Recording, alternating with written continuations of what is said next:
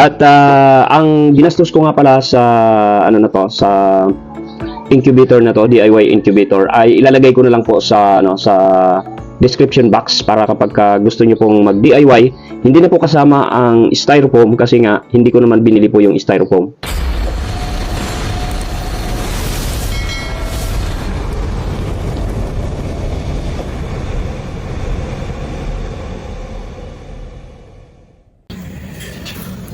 Muli ay isang mapagpalang araw mga ka-DIY, mga kalakwatsero nating farmer. Yan. So ngayon meron tayong project ulit ngayon kasi ito po yon. Nag-project po ako ng incubator. Ito po yung styrofoam.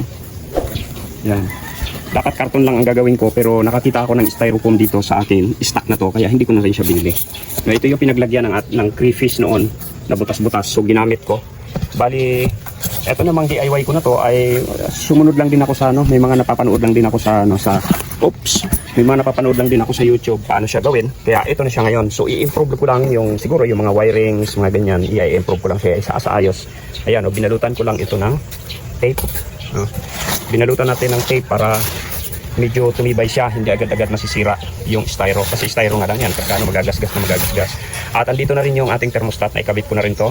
Thermostat na to, sa Shopee ko lang din nabili. Yan, ilagay ko na lang yung, para doon sa mga first time na gagawa nito, ilagay ko na lang din ang link sa description below, ano po, yung link ng pinagbilang ko. Ang dami naman sa Shopee.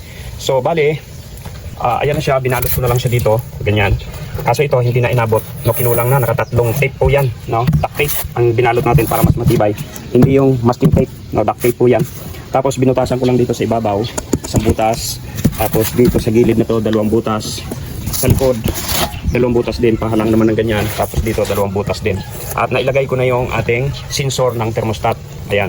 Sa baba ko po siya nilagay, yung iba kasi dito na rin sa taas, binababa. No, pero sa akin, sa baba ko siya ilalagay kasi kung dito natin sa taas ilalagay ito, yung ating bumbilya ay nandyan, yan, nakaganyan. Okay.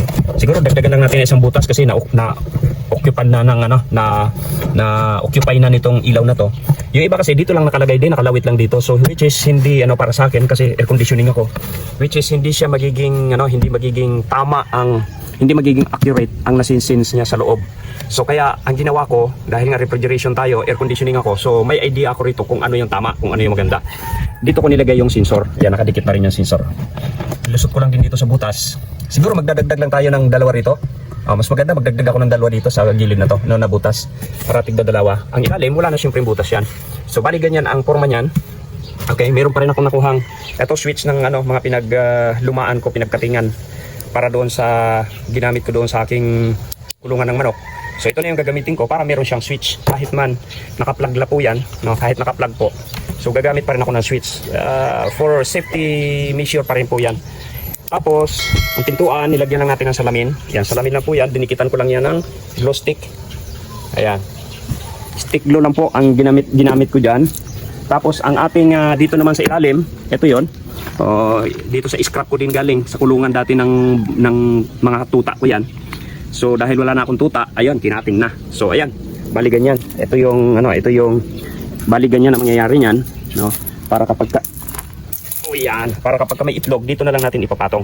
So mamaya, pag natapos ko ito, ay abang-abangan po ninyo kung paano ko po ito ginawa. So pwede naman kung ano lang yung materials na scrap meron kayo dyan. Halimbawa may mga kahoy, kawayan, yan ganyan lang na tapos pag kawayan ay di limitan lang ng konti ito para hindi na gumulong yung itlog o hindi lumusot ang itlog. Kaya ginamitan ko pa rin siya. So tama-tama naman, kompleto ko sa gamit sa materials na yan, ng mga scrap na, no, di ginamit ko na po dito. So yan, ganyan lang po yan, no. Mamaya, yung pagwa-wirings, madali lang din naman to. Ito yung in, no, kayang-kaya po ninyo yan, gusto niyo mag-DIY kahit walang experience sa electrical. Makikita naman dito sa sayang hindi ko agad na picturean o na videohan. Dito po sa thermostat, meron po yung nakalagay dito sa likod, in at saka out, in, out. So nilagyan ko na rin agad to para naman meron akong tanda na hindi ko makaligtaan. Ibig sabihin ng in, ito yung dito nakakabit yung ating source, power source or power cord. Halimbawa ito yung gagawin kong power cord. Ito lang yung idudugtong ko na dito sa dalawa na to. Di ba dalawa ito? Ayan, kahit hindi ka electrician, kayang-kaya mo yan gawin. No, basta DIY. Ayan, ituturo ko na. Di ba dalawang wire ito? Ayan. So dalawang wire ito, bali ilalagay na lang natin dito, idugtong na lang natin, no? Isang wire dito, ipapakita ko to. Ito saan naman papunta ito? Ito na yung diretso sa ilaw. Okay, ito na yung nakakabit sa ilaw diretso. Di ba dalawa lang yung nakaano din diyan, yung wire na yan, dalawa din yan. So tigisa yan. Kabit mo diyan. Walang problema kahit magkabaliktad pa yan. So, ayun na nga, kinabit ko na yung lagayan natin ng ilaw bulb. Ayan na siya. Okay. So ang inilagay ko dito ay stick glue. Yan, stick glue siya. Dalawang wire lang yan. Okay, dalawang wire papunta dito para dito natin ikabit sa out. Yeah, doon sa mga gustong mag-DIY, sa out po nakalagay ito hindi sa in. Kasi yung in, yan yung diretso sa saksakan, diretso po sa power yan. Okay. So dito sa out, yan, bali ganyan lang ang, hindi pa umaabot pala doon. Bali ganyan lang ang niyan, dalawang wire din to, pag binyak. Okay. So dagdagan pa natin to. Okay.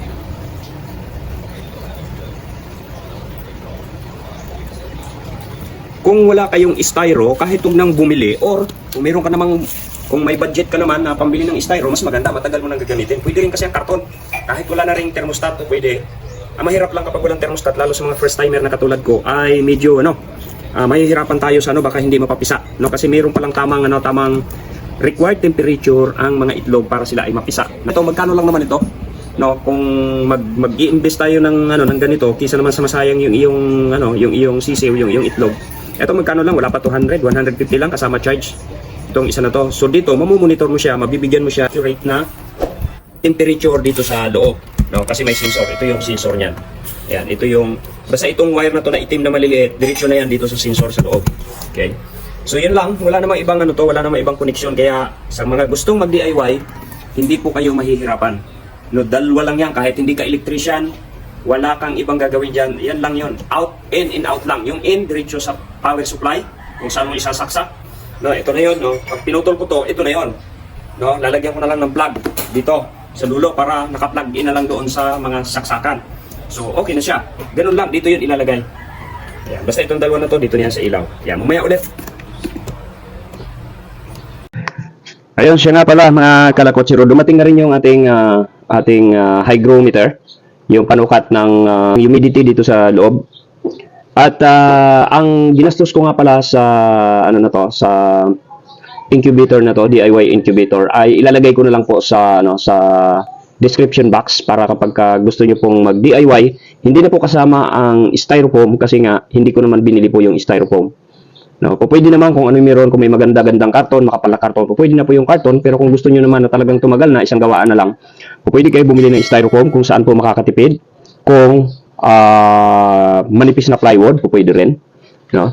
So kung saan po kayo makatipid. Kaya ang ginastos ko po rito ay ilagay ko na lang po sa kung ano lang po yung mga binili ko sa description box. Ayun lang mga kalakwatsero, maraming salamat ulit sa patuloy na inyong panonood at pagsuporta ng aking video. At kung hindi ka pa nakapag-subscribe, kung nakaabot ka sa dulo ng video ito, hindi ka pa nakapag-subscribe, huwag po ninyong kalimutang mag-subscribe. Pindutin ang notification bell para kapag meron tayong mga bagong video na katulad nito ay agad-agad po kayong manonotify.